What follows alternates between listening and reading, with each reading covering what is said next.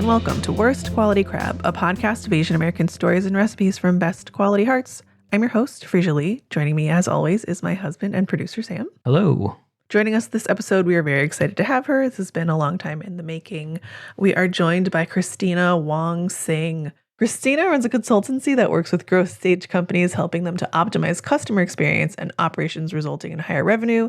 She's also the founder of AAPI Empower Hour, highlighting AAPI nonprofits in San Francisco and connecting them with professionals who are interested in volunteer and board opportunities. And I keep missing every single AAPI Empower Hour, and I'm so sorry. Every time I think about it, I'm like, oh, I should check out the next one, and it has just passed. Hi, Christina.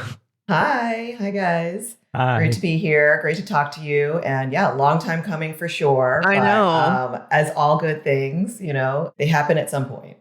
Let's just get the backstory out of the way, shall we? Yes, let's do it. Usually when we have a long time, not usually, it actually hasn't been that many, but like, I think we've had more of my kind of past friend, high school friends. Christina, you and Sam went to junior high school together. I know, crazy. But how did we reconnect? Tell this funny little all Asians know each other story. It is, yeah, it's so crazy. How did we reconnect? It was, I don't even know, what was it, 2019 maybe? It was 2019. Okay. My kids go to a public school, Chinese immersion school, and I was volunteering for their new parents who were learning about the school and doing a tour. And so I was like standing there with my little group and everyone was introducing themselves. And Samson introduced himself as Sam Lee. And I was thinking, gosh, and this guy looks really familiar. And I was like, so then I just went up to him and said, hey, did you go to Mark Twain Junior High School in Brooklyn, New York? And he was just like, yes. I'm like, okay, well, we know each other. But I don't know that we've seen each other since we graduated from junior high school. I don't think so. That's why I was definitely caught off guard. And I don't typically run into people from New York here. Actually, I don't really go out that much either. So it's very, very like out of the ordinary and surprising. Yeah, no, I mean, it was completely like totally random. And but yeah, then we met and then you're like, you need to meet my wife, Freesia. And so I'm like, okay, cool. I don't even know what that means. And then I met Freesia, I met you outside of the school and we're like, okay, great. Like, you seem really cool. We should exchange numbers. We exchanged numbers. I don't know that we ever actually I don't think we did anything. Followed up. But then a few years later, we met and then we were like, wait, we know each other. We know each other. Yeah. We met at a party and we're chatting and we're like, oh, wait, you seem familiar. No, you seem. And then I was like, oh, did you go to high school with my junior high school? Yeah. And then, so we have proved that, in fact, all Asians do know each other. 100%. Mm-hmm. And yeah. And then we've just continued to keep seeing each other at events. And clearly we just have some, just common ground. And and we've talked about, being on this podcast for a while. So I'm glad it's finally happening. Yeah. I think at least a year. Yeah. It's fine. What is a year anymore? Anyway, we're also, time. A year is time? Like 3 months. It's March, y'all. Totally. Crazy. Okay, Christina and new listeners, what we do on the show, we talk about growing up Asian in America through the lens of food and a childhood dish. And we're very excited about your childhood dish because it's delicious. But maybe you didn't always think that. Haha, it is delicious. Talk about it. Yeah. Well, I remember when you asked me, you were like, okay, so what's your favorite childhood dish or what's a memorable childhood dish? And the thing that instantly came to my mind was this beef stew that my grandfather would make. And it's not a traditional Chinese dish. And it is I think it's just a mixture of things that he learned over the years. And it is an oxtail beef stew. And growing up, I actually despised it. I hated it. But everyone else in my family loved it and was really excited for when it was being served. And I often remembered being told, it's like, well, this is dinner. This is what we have to eat. So you can either eat it or you can go to bed. So I would begrudgingly eat it. But nowadays it actually is a favorite meal of mine that we do make. What didn't you like about it as a kid? I didn't like the heartiness of it. It was just felt like really, it was a stew. It was tomato based. It had potatoes and carrots and oxtail. I mean, honestly, it's delicious. But when I was growing up, I don't know. It just seemed gross to me. It just seemed like, oh, why do I want to eat this? And it was too hearty. But yeah, Over rice? over rice. Yes. Over I rice. mean, naturally, but had to ask. Oh yeah. I mean, everything. I ate rice with every meal until I was probably up to a few years ago. I don't think I could eat dinner without rice. It felt weird to do that. Was it the bone?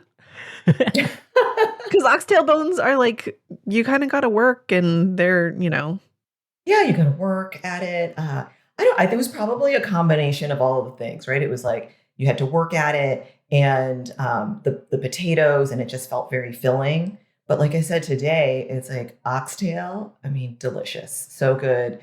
My husband is the cook in our family, and so I'm often like we have our roles where it's like, okay, he's like, tell me what to make, help me figure out all these ingredients, and then I will make it. And so that works out well. And an oxtail beef stew is definitely something that is on our menu, our dinner menu, and we all love it and it's delicious. But yeah, the meat is delicious, the tenderness of it, the gooiness of the oxtail, and it is amazing. It's funny. I grew up eating oxtails too, and it was basically the same elements: oxtails, potatoes, carrots, tomatoes, but it was in a soup. And my mom would make a clear soup with all the same elements in it. And did you like it? I loved it. It was like one of my favorite dishes growing up. And I remember my sister was not a big fan of it either, just like the meat part of it, but she would like eat the potatoes or something like that. And of course, we had to find something to eat, or else, like you said, you either eat it or go to sleep hungry. And like you just had to find something you liked about whatever was served to you. Sam, did you have it with rice on the side or like? No, well, sometimes it was like the way my mom cooked, it was always like separate dishes, and then a soup at the end. Wait, this was the soup on top of all the other stuff? Yeah. Oh my God. On occasion. Wow. Yeah. Yeah, that is fancy. Actually, when we were growing up, we would often have several dishes that we would eat, right? I think that's pretty, to me, classic Cantonese style cooking. Yeah. But when we did have the oxtail beef stew, it was typically on its own. That was like a hearty enough dish where it had all of the elements. And it was likely my grandfather was busy because he ran a laundromat and a laundry business. But at the same time, he was also the cook for all of us, for our multi-generational family. So it was something that he started in the morning. He could slow cook. It was easy. It was also pretty cheap because I think back then, like no one was really eating oxtail. Like oxtail now is like, ooh, amazing. But typically oxtail back then was the thing that like I remember talking to my dad about this, and he was like, yeah, it was like people like gave that for free, or it was like very cheap. It was like maybe 50 cents to $1 a pound or something. Oh my God, if only. I was talking to Freesia about this before the show, about how there's like a specific genre of like social media response now to like whenever an influencer posts oxtail recipe, or someone mentions like, oh, I tried oxtails for the first time and it's pretty good. And it's like a unwritten rule. I feel like it's originated from the Black community, where it's like you have to feign not liking oxtails and just be like, oh, oxtails, that's gross. Why would you eat that? Please don't eat that. Please don't drive up the price of oxtails any further. This thing that we have all come to love secretly before it was quote unquote discovered. Yeah. Yes. Yeah. Like everyone in their Chinese era. Sorry. It's a whole thing. Christina, how many people was your grandfather cooking for? Ooh, how many people was he cooking for? I would say it was probably at least 6 at any given time, but maybe up to like 14 of us. Wow. Because it was my grandparents, and then it was my family, which was my mom and my dad and the 3 of us as siblings, and then my aunt and her husband, and she has 4 kids, and then my uncle who would come on the weekends. with his 3 kids. And so, and then whoever just popped by, because the house was always like, okay, come on in. And, our house was always just very, very welcoming. That's a lot of people. Yes. How did he come to be the cook of the family and for so many? Yeah. Because you also named a lot of other people that could be cooking. I'm just going to say that. I know, a lot of other people could have been cooking, but my grandfather, he was actually recruited to be in the army, and he was in World War II. And his role in World War II was actually as the cook. And so that is where he learned to cook for large groups of people. And then when he came back home, that's just what he continued to do amongst other things. And shockingly, it's actually in my family, a lot of the men do cook. I don't know how that ended up working out that way. In fact, like I mentioned earlier, my husband is the one who cooks in our family, and I love it because mine too. Yeah, I love the eating. I love the here's what the menu should be. But I could cook if I wanted to. Definitely not my favorite thing to do. But yeah, that's how he became the person that cooked in the family, and he was just really good at it. My mom would always say, your grandfather, he could just take something, whatever was in the refrigerator, and like figure it out, and there would be a meal on the table, and it was always delicious. That's impressive. What were some of the things he was creating besides oxtail? He made this dish. It was a chicken and peas dish that was so delicious, and it was like a gravy. And the chicken, he would like chop up the chicken, and peas and a gravy sauce, and that was actually one of my favorite dishes. And then he would make lots of other just like traditional Cantonese dishes that we would eat. Like I said, typically we'd have 3 or 4 dishes, like a vegetable dish, a meat dish. Those were the things that we would eat, and it was. Like lap chang was often, part of that. Jiukbang, like a pork patty with the salted fish, which is still one of my favorites. And my husband, we often make that, and the kids love it. Yep. Yeah. Same. Okay. Speculative, or you speculate. Do you think your grandfather actually liked cooking, or he just learned it and was good at it? That's a good question. I think back then it just wasn't even a like.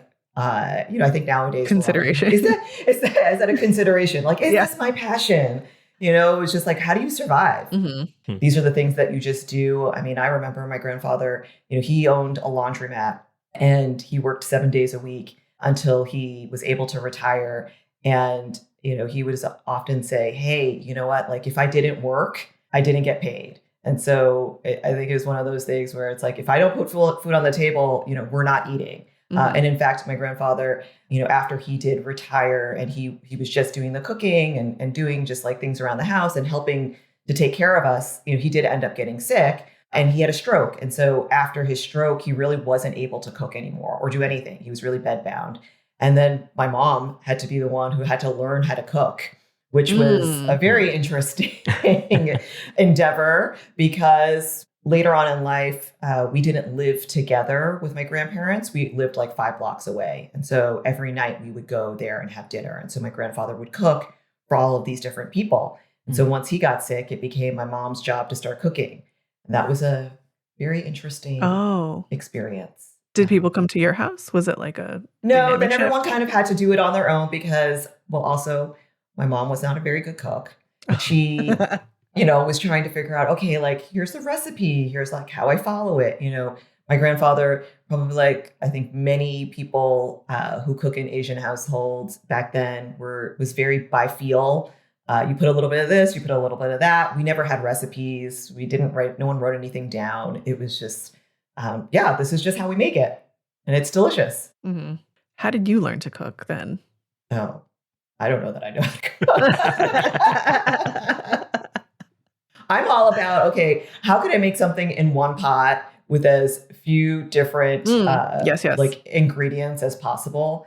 And that is my version of cooking. Now, if I need to cook, I can. And my kids will be like, oh, mommy, this is actually delicious. I'm like, yeah, well, salmon in the oven is pretty easy with a salad. Pasta with some meat sauce is pretty simple. So those are the extent of the things in which I make, but what I'm really, really good at is leftovers and making, okay, here's all these different leftovers. How do we combine things together? Because you don't want to take everything out of the refrigerator and the pasta and the Chinese food and the leftover Vietnamese food. That doesn't all go together. But how can you find, Sam's like, it's a fusion. That's questionable. Sounds like a chopped basket. Yes. Yeah. So, how do I take some of those things and figure out, okay, like, there is a fusion that could go together, but what's the right fusion and mix? So I'm good at that. Kind of sounds like your grandfather who could go into the fridge and find anything in there. Yes, exactly. I guess, if I needed to, I could definitely do all of those things. But, I think in a relationship, it's good to know what someone's good at and what someone's passionate about. And you have to divide and conquer. Mm-hmm. Sure. Fair. Yeah. Is that how you guys are? Do you guys divide and conquer? In like a grander scheme, I mean, I like to think of Sam as head of operations around this house.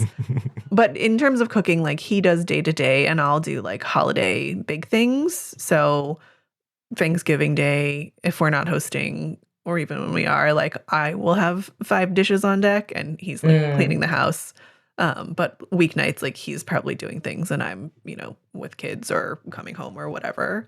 So that's kind of how we split things up. But like, yes, also if and when he's not home, like I am capable of making dinner for all of the children. Or if we do like a kids dinner and then we'll like eat something later, mostly he's doing that, but sometimes I am. And it just sort of depends on, who's got an idea, what the ingredients are, what's around, who's tired, who's whatever.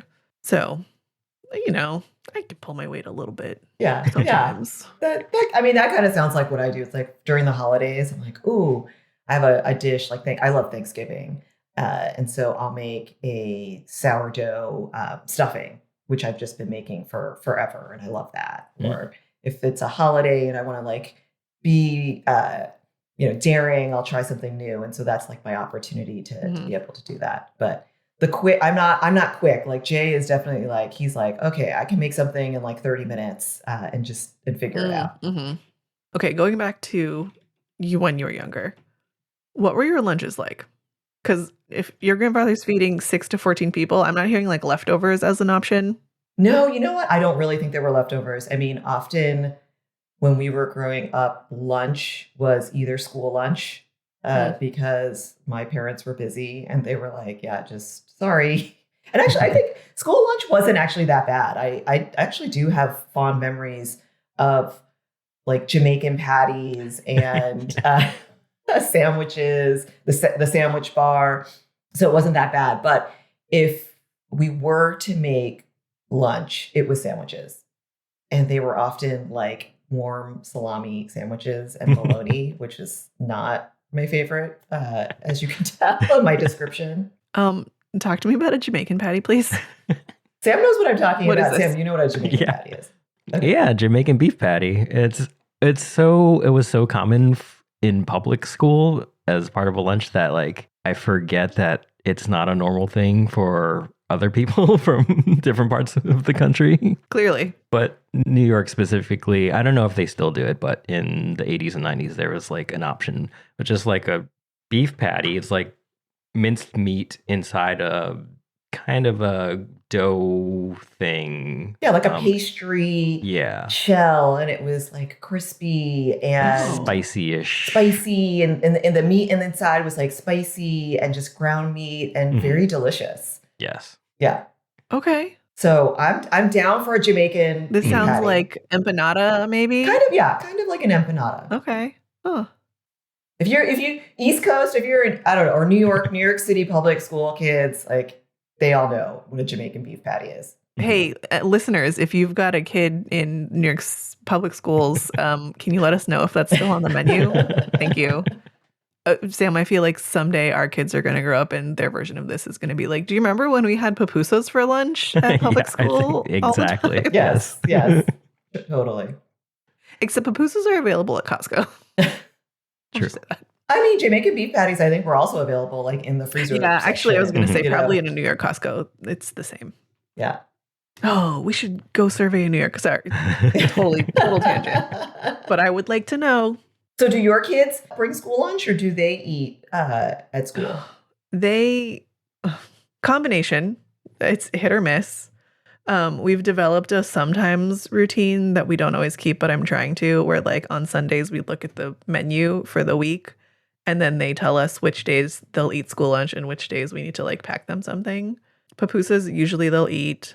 Tamales are pretty reliable. They're also different. They have Yeah, different they're tastes different. too. Yeah. So Sydney will eat a pizza or a cheeseburger or something, but Penny Won't. Yeah. Yeah. But pupusas and tamales, they're both like pretty solid on. Mhm. Real California kids. Yes. Yeah, totally. I have 2 kids, and my oldest, I did not really give her a choice. And so we went through pretty much all of elementary school with her just eating school lunch. The younger one is a little bit more opinionated. And so he was like, no, I am not eating school lunch. So you guys need to pack me lunch. What do you pack him? Lots of dumplings. He loves dumplings. So we normally buy like frozen dumplings. And that's pretty easy, whether it's Chinese dumplings or the Russian ones. We go to the Russian store and buy those. Pasta, leftover, or just like maybe making some noodles and putting a little like kind of soy sauce mixture is a good option. Or a bagel with cream cheese. Real New York. You just got real New York right there. Gotta love a bagel with cream cheese. Come on. I mean, that was actually one of my favorites when I brought lunch as a kid. Sorry, listeners. I say this every show. It never changes. We're recording and we haven't had lunch yet. This was a mistake. Just talk about food when we're hungry. Talk about This food. dangerous territory right now. Specifically lunch, specifically a delicious stew. Could definitely eat a beef patty right now. Yes. Oh, yeah. I really I'm want to down know. for that. I mean, I want to try a beef patty now. Hey, where do we find a beef patty? San Francisco? Someone help us out. Or I guess a recipe. I'm not making a dough. Who am I No, kidding? you're not making that. No. That is not. I don't know. Oh man, I got to send you guys this. Look, we're going to take a tangent here. I got sent a TikTok today that was like, take a char siu bao, cut it in half, fry an egg and a slice of cheese, and then like, griddle it up. And it's the best like breakfast sandwich. And I was like, oh, this is a beautiful meeting of Chinese bakery and bodega. Like a bacon, egg, and cheese, but char siu bao. You had me at the fried egg. The cheese is like a little questionable, so we'll have to try that. I mean, it's not unlike a bacon, egg, and cheese. Just that your bacon is char siu. I think I can get into it. Just, I don't know. We'll have to try it. No, it's a beautiful blending of the cultures. China. Yes, exactly. For sure. For my New York friends. Yes. You too. And all of the things in New York that are actually Chinese run Mexican food. Fair.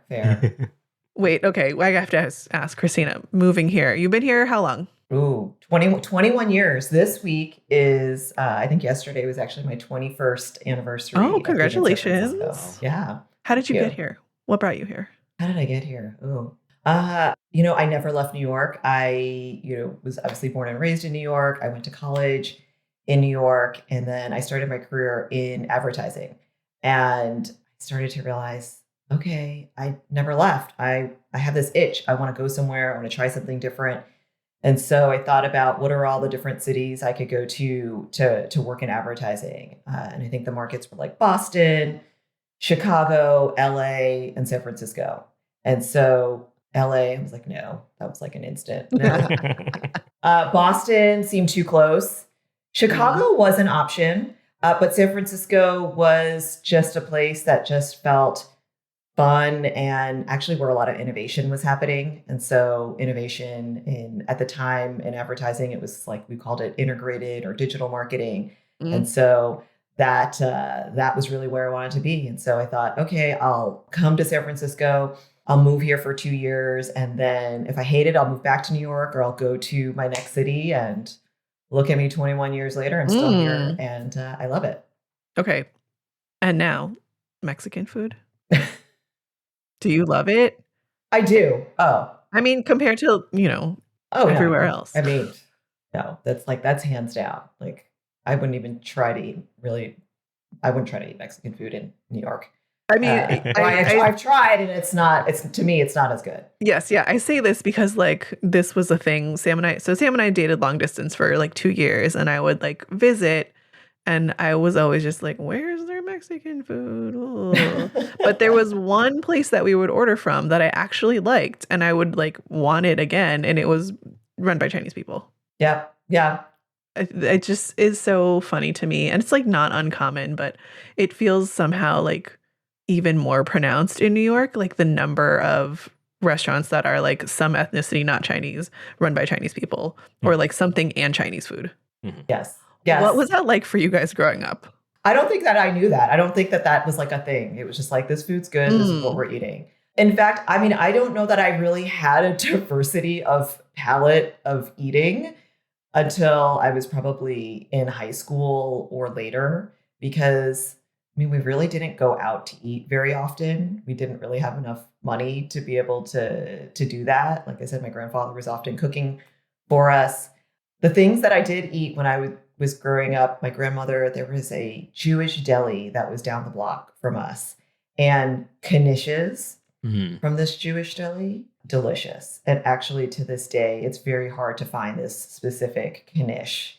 It's I'm now realizing that I have a thing for like a shell. This is this knish was potato based. It was square, and it then had this like yellow shell around it. And you would put it in the toaster. You cut it in half. You put it in the toaster, and then you put mustard on it. It was like so delicious because the shell became a little bit crispy, and then the potato inside was delicious, mixed with like the yellow mustard. Amazing. But like that's the extent of what we probably ate. You know, it was funny. It was like in public school, there was a version of knish that was like that too. But it was the round one. In my kid mind, like there was very little difference between the Jamaican beef patty and the knish. Like maybe the filling was different, but like conceptually, it was just like something inside with a thing on the outside and like baked and kind of crispy.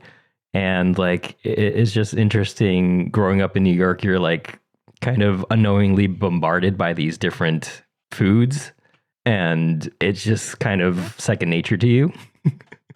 Yeah.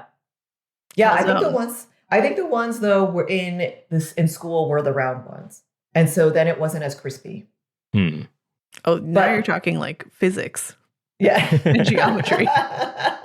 Which, you know, Sam and I, we were in math talent in junior high school together. Oh. And so we did a lot of geometry and coding and trigonometry. Yeah. We were math nerds. Oh my God. In my life, I have not done trigonometry, to my knowledge. I don't remember very much of it. I don't remember much of it either, but we did that when we were like 11, 12, and 13 years old. Mm-hmm. What? Yeah. And I can't remember the teacher.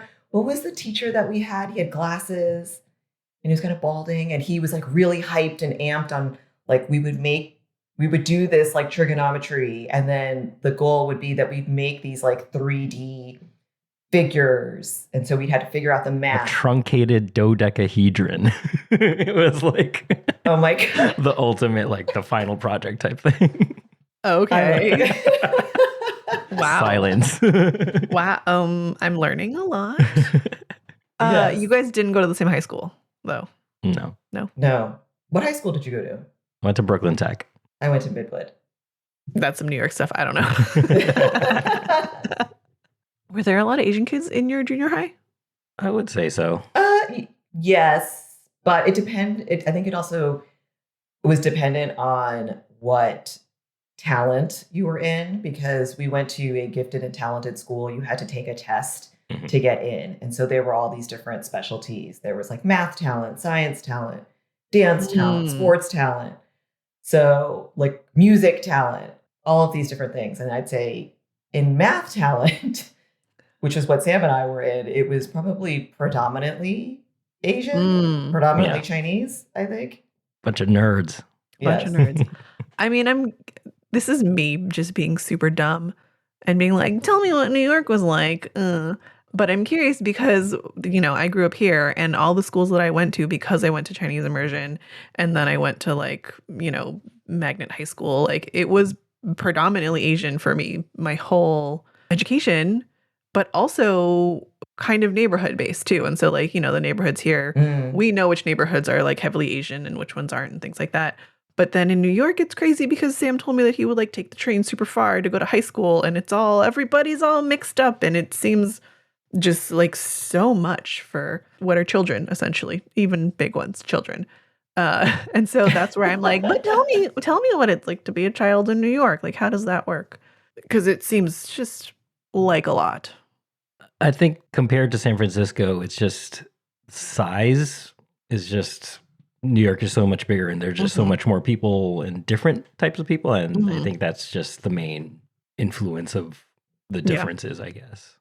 I don't think it's just so interesting because that's a little bit why I wanted to leave New York finally, was because like all I knew was New York City, was the insane pace, like lots of people, like just being really like, don't mess with me and let me like hold my arms out and like make sure I find my space to, make my space known.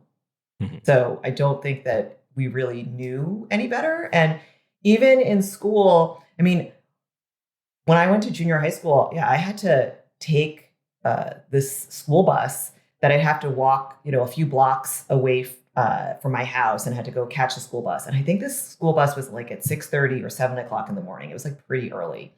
And I remember that my mom was not taking me to school. My dad would leave early. He would take the train to go into the city to go to work. And then I had to figure out, getting to the school bus. And my mom was like, it's either you make the school bus or you don't. Like, I'm not going to go and take you or drive you, or there's no like, you're running late. Because, when she was growing up, it was just her parents were too busy working, or they didn't even have a car. She grew up in New York City as well. And so there was just no like, oh, I'm going to help you do this. It was like, just figure it out. So I often even remember like running for the bus because it wasn't public transportation. It was a school bus. So you either like made the school bus or you didn't. And in my mind, I just didn't even think that there was like an idea of like, what happens if I don't miss the school, if I don't make the school bus. Where in Brooklyn did you live or grow up? I grew up in Bensonhurst. Okay. Yeah. What about you? Coney Island. So it was walkable to Mark Twain. So you were much closer. Yeah. Oh, we pass it, right? Bensonhurst? When you're junior high. Yes. When we go back to your... It's been a while. Yeah. Okay. Yeah, but I mean, going back to your point of, a lot of the schools, the kids would come, like for our junior high school, like people were taking buses. We were coming from all different areas of Brooklyn to come to this school.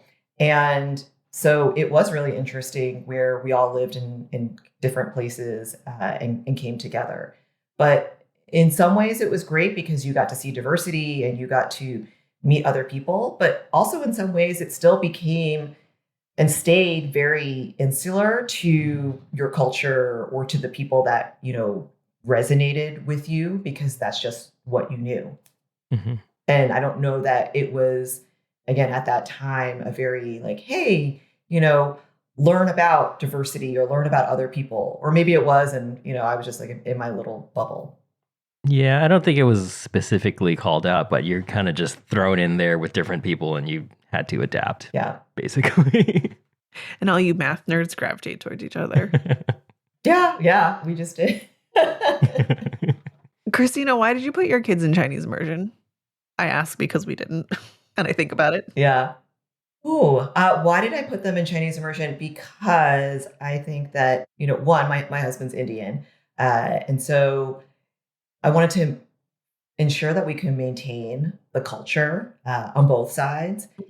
Also, for me growing up, I grew up at a time where, well, I mentioned both my parents are Chinese. My dad, he actually was born and raised in the U.S. In Louisville, Kentucky. Okay. And my mom moved from China when she was 5 years old to New York and grew up in the same neighborhood that I grew up in.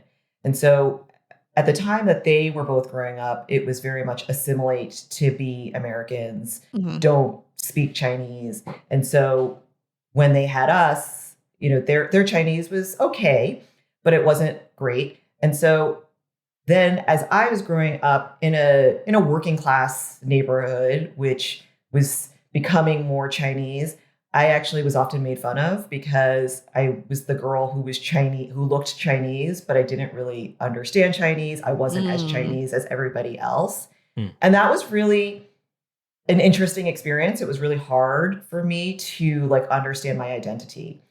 Even though I loved being, I was growing up with a lot of Chinese values. I didn't have that like that language component as ingrained in me. My grandparents did speak to me in Chinese, so that's like the Chinese that I do know.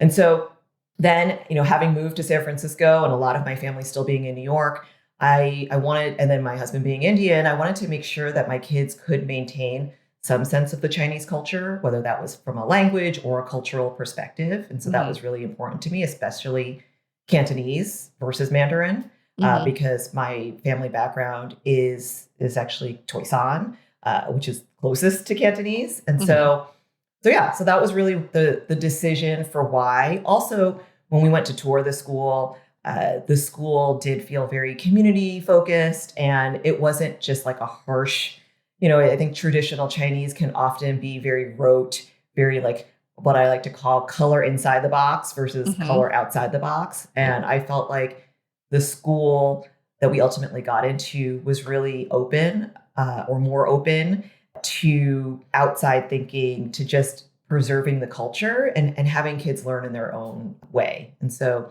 I think the combination of all those things is why we ended up sending them to that school. Nice. I mean, I ask, we didn't do it, but and I told you this, like I went to Chinese immersion school when I was a kid. And I think probably for some of the same reasons that you just mentioned, like my mom was feeling. And we didn't for a couple of reasons for us, which whatever, it's SFUSG, things have changed. It's fine. But, they are in this like Mandarin after school program. And I think it is a little bit more color inside the lines box. But they are getting the cultural piece, which I think is what I like. I'm very bad with Cantonese to this day. After 5th grade, forget it. But they get the cultural part. And like that is important to me too, because I feel like that is where I got a lot of the cultural things and why I'm so strict about Chinese New Year practices and things like that.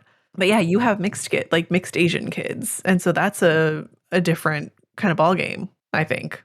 Yeah, it is. And it's fun, and so that's why even, we've taken our kids back to India because Jake grew up in India. And it was really important for me to have them understand like where their dad grew up and what it was like. And that was actually a really interesting experience because I wasn't sure how it would be for them because India is a very maybe chaotic, for lack of a better word, in terms of the traffic and noise and lots of honking and people.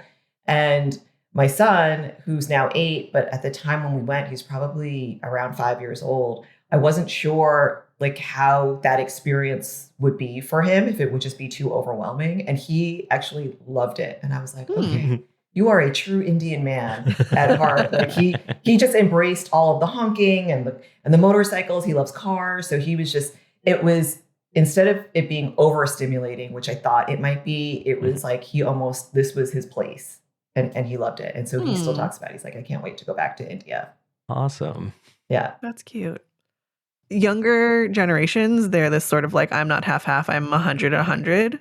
Do you feel like your kids are going that route or like you trying to set them up that way? I don't know what I'm asking. No. My kids 100% know who they are, right? I'm like, you guys are Chindian. That is a term that I've coined, Chindian. They are Chinese Indian. Nice. And I very much, tell them about who they are on both sides. And I think it's so important for them. And ultimately they have to figure out their own identity. But I very much try to talk to my kids about the world and, seeing different places. And even just like, they grew up in San Francisco, and growing up in San Francisco versus growing up in New York, very, very different in terms of life experiences and things like that. And so we often go back to New York at least once a year. And a lot of my family members are actually public school teachers or assistant principals. And so they get to go and experience like what that is like to interact with some kids. And so my daughter will come home and she's like, yeah, they're meaner. Uh, but, and I say, listen, they're in New York, and I feel like I could say this. It's like, it's in New York. It's like, you got to figure out who you are, where you're going. And I think it's a little bit less forgiving. And so I think it's great to have both of those almost like contradictions. But at the end of the day, it's like seeing the world, right? Like, how can we teach our kids how to experience the world and not live in our bubble? We live in San Francisco, which is, very much a bubble. Mhm. And I think it's really important for them to see all different aspects so that they can ultimately make the decisions for themselves. And how are they eating? Uh, I mean, I know that you guys are feeding them, obviously. But like, where are their palates? Are they Chinese food, Indian food, anything, everything? Oh. What's that like? I know that your son is pickier. Your daughter is raised on school lunch, but Yeah, Amaya, she's such an interesting person. She will eat anything. She'll try things. She actually has a very sophisticated palate. She is first children. loves seafood, loves steak, loves all the yummy, delicious things, but will also eat school lunch because she's like, listen, okay, I gotta eat. I gotta figure it out. So yeah, so she loves, well, they both love olives and charcuterie and a good cheese plate, which I've often have told them, like, I didn't eat olives till I was in my 20s. We didn't even have it like a charcuterie plate. So like they're all into that. Jaden, he's definitely pickier. He likes more basics, and it really depends on the day in terms of what he likes because it changes. But he does love Indian food in terms of he loves like breads and rotis and he loves eating with his hands. And so I'm often like, hey, Jaden, can you eat with a fork? He's like, I'm Indian. Nice. We eat with our hands. Okay, fair. Oh, savvy. Yeah. He is. He's a quick wit. I am not fascinated, but like I'm just very curious about the mixed Asian identity when then they're like a little bit more distinct, right? Like I think it's one thing if you're like, not no, there's no two are too similar. I'm gonna get canceled for that. But it's interesting to me, right? Because like the cuisines are very different. I think culturally, like there aren't crossover holidays or like similar ones. And I don't know, it just seems very lovely to me, right? Like there is so much more opportunity, it sounds like, for possibility. I don't know. This is maybe me just wishing I grew up with like more cultural holidays. Who knows? Yeah, it's fun.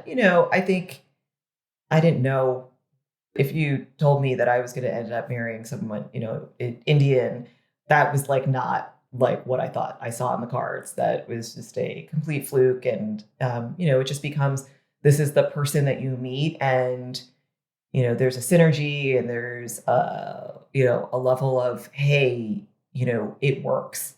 And, Chinese and Indian culture, that's tough, right? Because typically I'd say, in Indian culture, there's maybe not, I mean, maybe more, I'd say nowadays. I'm actually surprised that there's not more Chinese and Indian couples, to be quite frank.